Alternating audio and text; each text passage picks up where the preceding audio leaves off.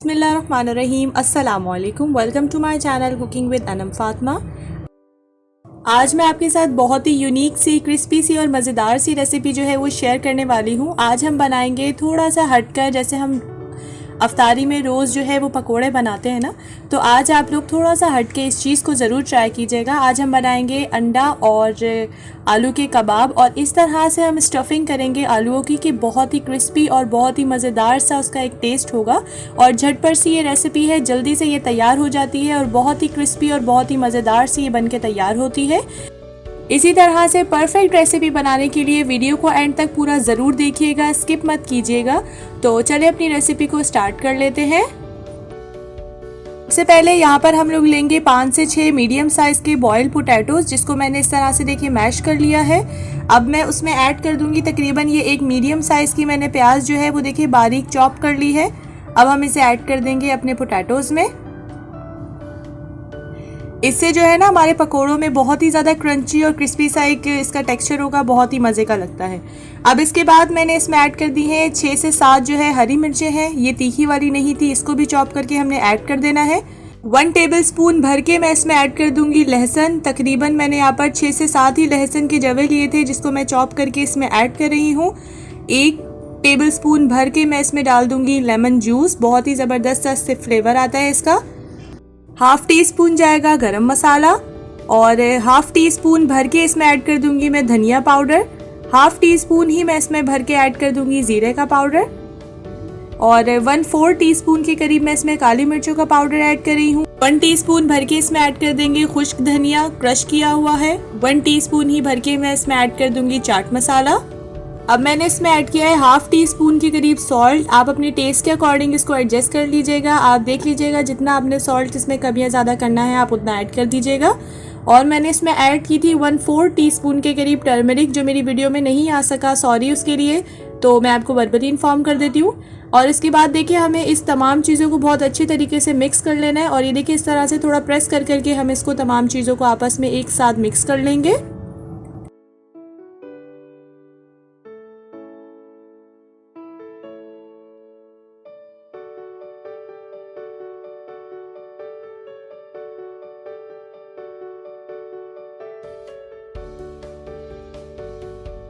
ये देखिए हमारी आलू की जो स्टफिंग है वो बनके बिल्कुल तैयार है।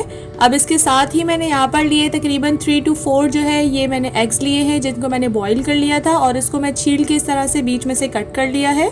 और इसके बाद जो हमने आलू की जो स्टफिंग जो रेडी की है ना, उसको थोड़ा सा हम लोगों ने देखिए इस तरह से थोड़ी सी लेके उसको इस शेप में थोड़ा सा हमने सेट करना है। जितना हमारे अंडे की शेप होगी ना उतनी शेप हमने इसकी इस तरह से मतलब सेट करनी है इसको इस तरह से।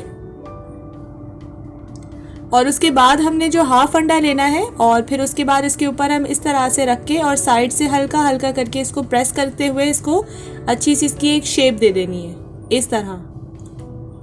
ये बहुत ही ज़बरदस्त बन के तैयार होते हैं। उसके अलावा इसको बनाने में भी बहुत अच्छा और मज़ा आता है, तो आप इसको ज़रूर ट्राई कीजिएगा, क्योंकि ये बहुत ही सिंपल और डिलीशियस सी रेसिपी है।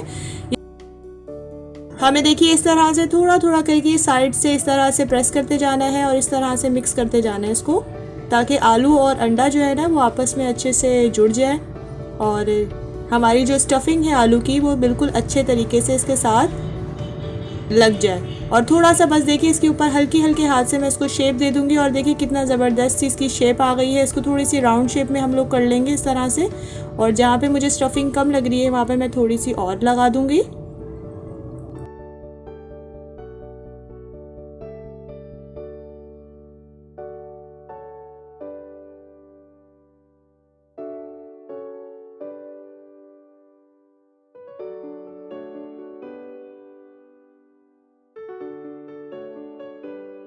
ये देखिए हमारा जो पकोड़ा है कितना ज़बरदस्त सा बन के तैयार हो गया है अंडे का। इसी तरह से मैं यहाँ पर एक मिक्सचर रेडी कर लेती हूँ। यहाँ पर मैंने लिया है 1 कप के करीब बेसन, 1/4 टीस्पून इसमें जाएगा हल्दी पाउडर, और 1/4 टीस्पून ही मैं इसमें ऐड कर दूंगी चिली फ्लेक्स, और थोड़ा सा नमक ऐड करना है, आप अपने टेस्ट के अकॉर्डिंग एडजस्ट कर लीजिएगा।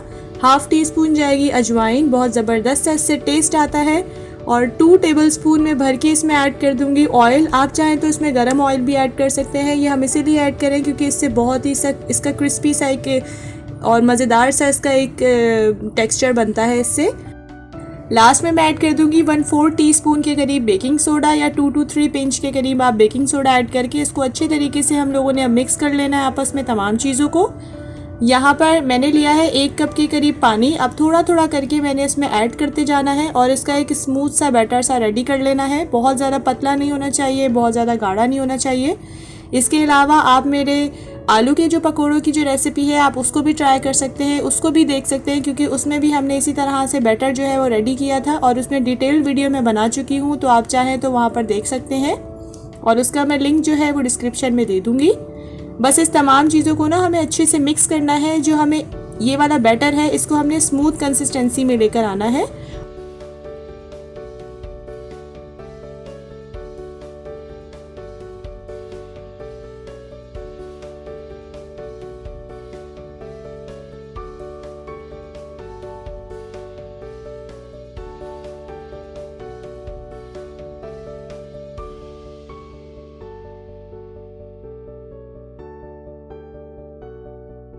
ये देखिए हमें इसको अच्छी तरीके से मिक्स कर लेना है और 1 कप पानी से देखिए इतना सा पानी जो है वो मेरा रह गया है। अब मैं इसको तकरीबन 3 से 4 मिनट तक के लिए बहुत अच्छी तरीके से मिक्स करूँगी। मतलब हमने इसको अच्छे से फेंटा देना है, फेंटना है बहुत अच्छे से, क्योंकि उससे ही हमारे जो पकोड़े हैं ना उसमें क्रिस्पी और मज़ेदार सा एक टेक्स्चर बनेगा।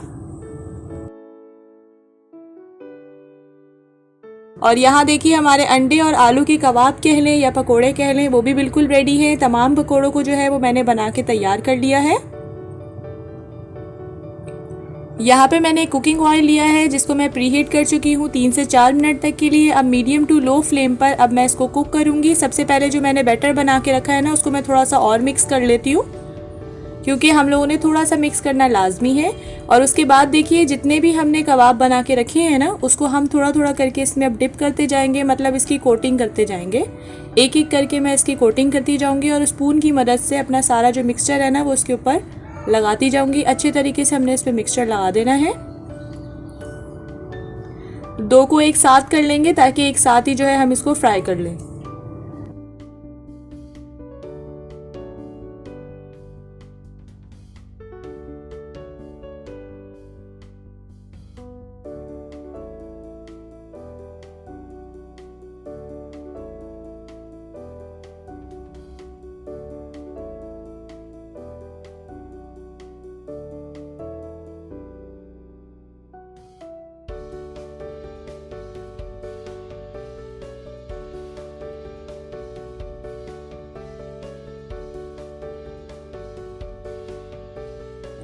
ये देखिए तकरीबन इसको कुक होते हुए एक साइड से 2 मिनट हो चुके हैं। मीडियम टू लो फ्लेम पर मैंने कुक करी हूँ और अब इनकी हम साइड्स को चेंज कर देंगे।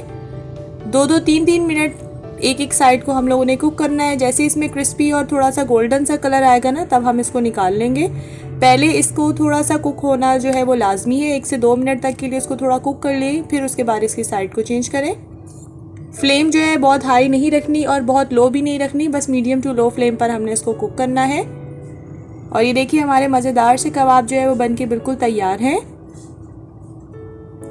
अब इसको हम निकाल देते हैं एक प्लेट पर और साइड पे रख देते हैं।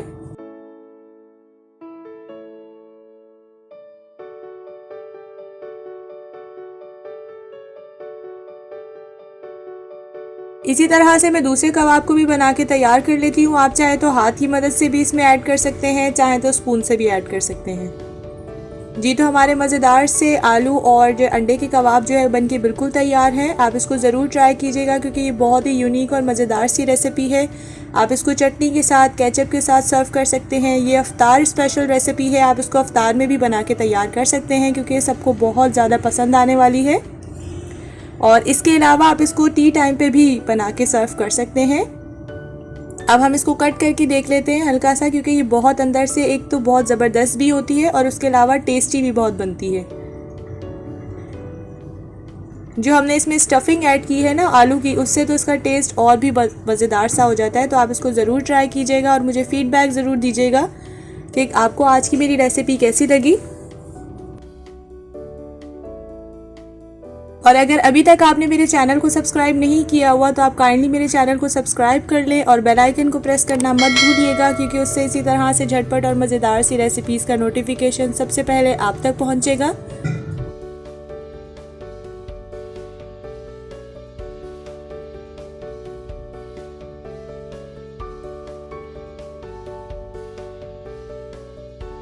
हम मिलेंगे इंशाल्लाह नेक्स्ट वीडियो में एक नई और ज़बरदस्त सी रेसिपी के साथ। तब तक के लिए अपना बहुत बहुत ज़्यादा ख्याल रखिएगा। अल्लाह हाफ़िज़।